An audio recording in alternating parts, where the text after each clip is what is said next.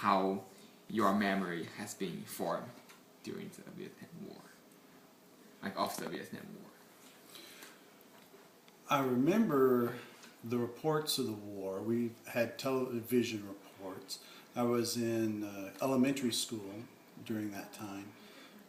One of my classmates' father was a officer, I believe, and in the second grade he was killed.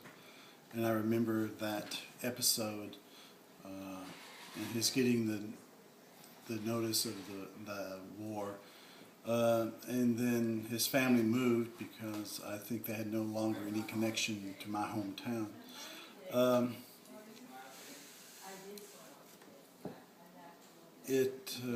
In my family, I believe we had a positive look at the war. It wasn't until many years later that I've developed a sense of that the war was not a winnable war.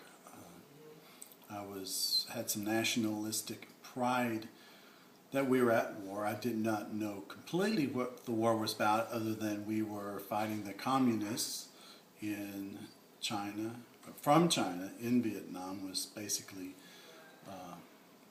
my understanding. And of course the communists were a vague enemy, Russia, China, and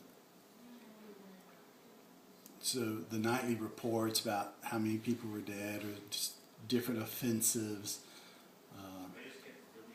I remember the Mayaguez being captured and held for ransom, and can't even remember where that fit into this time period, but that was or was it the Pueblo ship? There's two ships, and they were captured or sunk or held for ransom. I can't remember which one. And so here, 40 years later, memories do fade, and as a child, you're not as affected economically wise. I grew up in a small town in southeast Oklahoma, in the 60s and 70s. I do remember the signing of the peace treaty that ended the war, and then the fall of the war. It was like, what a great betrayal.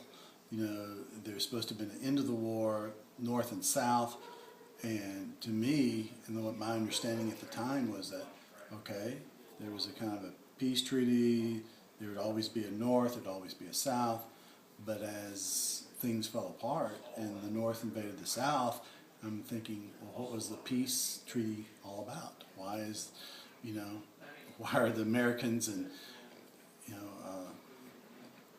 evacuating the South, and why are the Northern armies coming into the South? I thought that was all part of the peace deal, that it was not supposed to happen like that.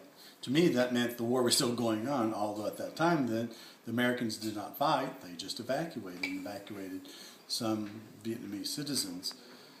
The way that also affected in the 70s, because of the numerous refugees after the war, many were settled in southeast Oklahoma, and I remember many being, many places in the United States were centers for relocation, and southeast Oklahoma had a pocket of Vietnamese. They were sponsored by the local poultry processing plant, and so they were put up in a trailer park across the street from the poultry processing plant, and that's where they lived.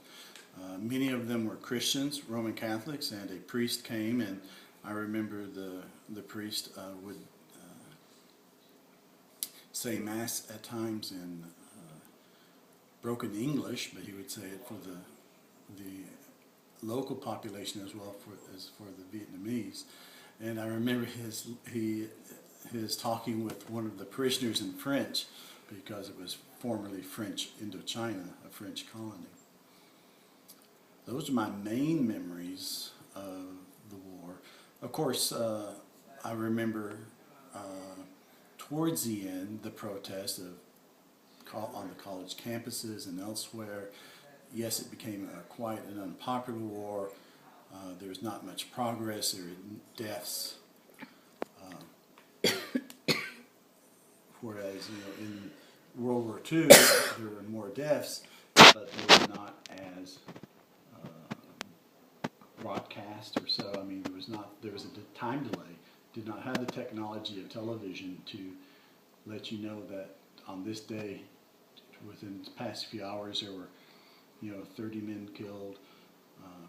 And there seemed to be no progress, and there seemed to be no consensus of what we were actually doing in Vietnam as opposed to what we were doing in Europe in World War II. It was quite clear who the enemy was, why we were there. We had multiple allies, but in Indochina, we were there alone. The French had failed. We knew it was the communists of the north. And then, as university campuses are prone to be, that's where the center of protests were. I remember Kent State in 1970, the shooting and the killing of students on Kent State and by the National Guard. So it was a tumultuous time, even as a youngster. I remember some of those things. Okay. Indeed, yeah. So how do you feel about maybe the